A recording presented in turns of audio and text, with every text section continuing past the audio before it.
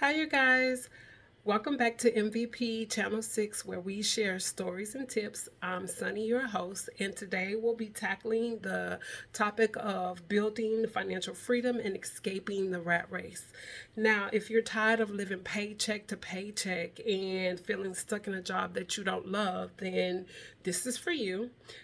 Today, we'll be diving into some practical tips about how to budget, invest, make some side hustles, and also create a diversified portfolio to help, or streams of income to help you achieve your financial independence. So, let's begin. Now, what is the rat race? The rat race is the endless grind of us just working to make ends meet, with leaving little time, money, and resources so that we can do what truly matters. Escaping this means achieving financial freedom and having the resources to live comfortably without having to do a traditional 9 to 5.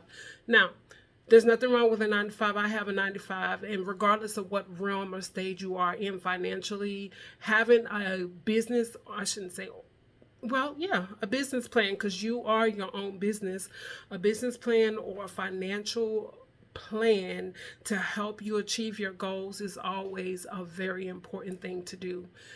Financial freedom matters because it helps us pursue our dreams, spend quality time with our friends, loved ones, and relatives, handle emergencies without stress, and work because you want to and not because you have to. And so, with that being said, we're going to start with a few tips now. Taking this project on requires discipline, dedication, and persistence, but it's definitely an achievable goal. And that's what we're going to talk about today. The first step that we're going to have, there's 5 steps, and the first step there that we have is to create a budget. And with that, creating a budget, there's a rule that you can utilize called 50/30/20. And that 50/30/20 is definitely interchangeable based on what your financial situation is for you. I'm just sharing with you that what I'm using for myself, or how I help set the foundation. And again, the budget is just the foundation of where you need to start in order to get to this financial freedom. It's definitely starting or building the bridge. So 50% is going to be for the essentials, the roof, the food, the clothes, the gas, all of those. That 50% of what you're going to be using for the basics, the essentials, the stuff that you absolutely cannot live without. And that is going to help you regardless of the frequency of by which you get paid, weekly, bi-weekly, monthly. That doesn't matter. You're just going to start with the biggest chunk being 50% for your essentials. The second portion is 30%. And I utilize that 30% in 2 different ways: things that I need to do and things that I want to do. So the 30% helps me to get myself out of debt for whatever things that I need to pay off. I utilize the 30%. And then every 3 to 4 months, I choose an event that is low to moderate in regards to finances so I can give myself a reward. So I use that 30% for entertainment, but I also use it majority time. I'm using it to pay off whatever debt I'm trying to get out of. And then the 20%. Most financial gurus say pay yourself first, and most financial gurus say live on 90% of your income, because you want to take away 10% so that you would be able to live, or you pay yourself first. That 20% could be for savings, investments, charity, whatever you want it to be, and it's interchangeable. Maybe you're using 10% to save, to pay yourself, and then you're using the 5% for savings, and then you're using 5% for charity. However you want to budget that out, whatever works for you. It's just a blueprint or a formula by which would make this process a bit easier for you. Rule number 2, or step number 2, is going to be creating an emergency fund. That emergency fund ideally wants to be 3 to 6 months. Everybody doesn't have that. So you just want to start somewhere. It's a plan, it's a blueprint. So in that regard, you want to start somewhere. Maybe you're using the other 10% of your 20% to create that budget. That's something that you just don't want to touch, so that you will be able to have something in emergency, unemployment, what have you. You'll have at least a starting place where I know that I have this if this happens, because we never know what's going to happen. Step 3 is going to be to relieve yourself of the high interest rates. Call your creditors. Find out if they can reduce the credit interest. Find out what you can do. Find out if you have debt and you can settle it, or what have you the situation is. But you want to use the snowball method if you are still paying off debt. The snowball or the avalanche method is definitely going to be where you're compiling or compounding the monies that you're utilizing to pay it off. Example, you have a $60 credit card that you're paying off, and you've paid the credit card off because it was the smallest one. So you're going to use that $60 that you budgeted for the month to go to the next credit card, the next higher credit card. And you're just compounding that money, so that where you were scheduled for 4 months or 4 years to pay off your debt, now you're in 2 years paying off your debt because you compounded that money to pay it off. Again, it's the snowball or avalanche method, and it definitely works.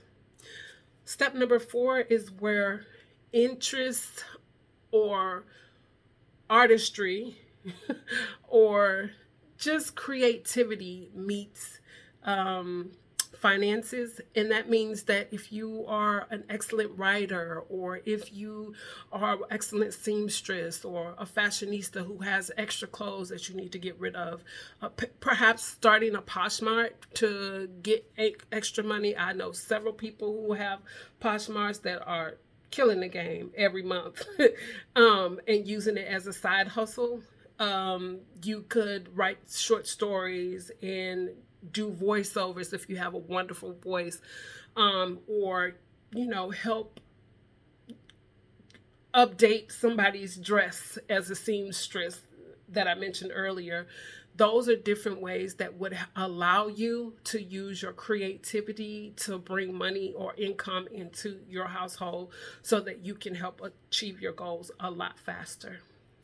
Step 5 is not the last step, but it is what we essentially are talking about: how to diversify our income streams so that we would make this process, again, easier. The only thing that we're trying to share here is that we want to make it easier. Diversifying your income would be, like I mentioned, the side hustle.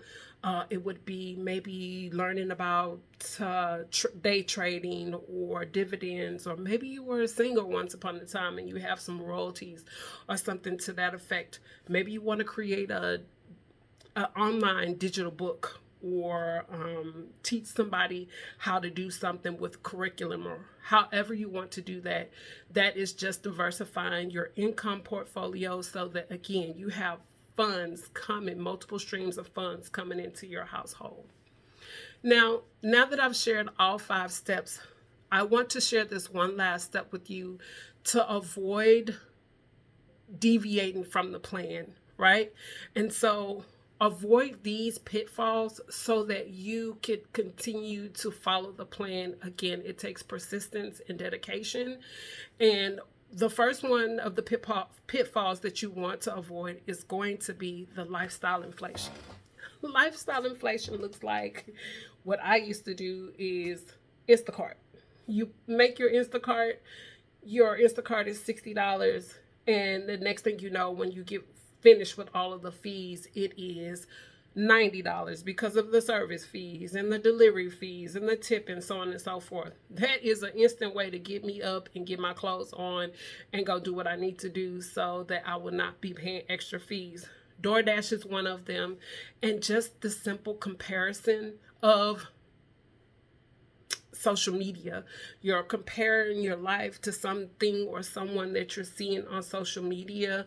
Please do not let that be a distraction in your life. Stay focused. Once you create your budget or once you create your plan, stay focused.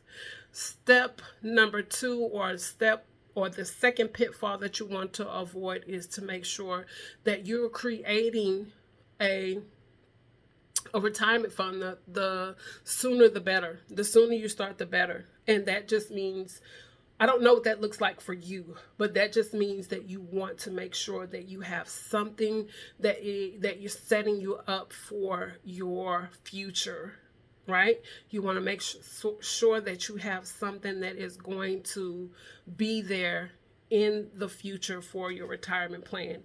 And then the last step is, don't skip education. Financial education, I think, is something that should be introduced very young. For those who have kids, start getting your kids involved in what finances are and how to navigate through the financial waters, because there's a lot of adults that are just not sure of where to go and how to get there. And so if you start them young, the sooner the better, just like starting with your financial portfolio or your retirement plan. Some of the things that I've used currently or in the past is reading books. Everybody knows Rich Dad, Poor Dad, and I'm not getting paid for anything. I'm just telling you that this is what I've used. Also, the one that I love right now that's present is Vivian, our rich BFF, our financial expert. I love how she simplifies applications for the novice and for the expert. I just love how she is able to explain where to go and how to get to the next step financially and how finances work in today's world. And then, of course, the Bible. I use the Bible quite a bit, and there's tons of information of scriptures that help us become better stewards. One of the ones that I use is Colossians 3:23 that says, pour your heart into everything that you do as you're doing it unto the Lord and not unto man. And so with that being said, I think that when you're doing anything for the Lord, then it will be blessed. Well, it's been a blessing to share with you these 5 steps today and to avoid the pitfalls of financial freedom. I'm Sunny, and let me hear from you. What are your financial goals this year? And please share in the comments the tips and tricks that you perhaps may have or that helped you get where you want to be financially. Please like, subscribe, and click the notification button for the next time I decide to share a story or a tip with you. This is MVP Channel 6. You guys have a great day.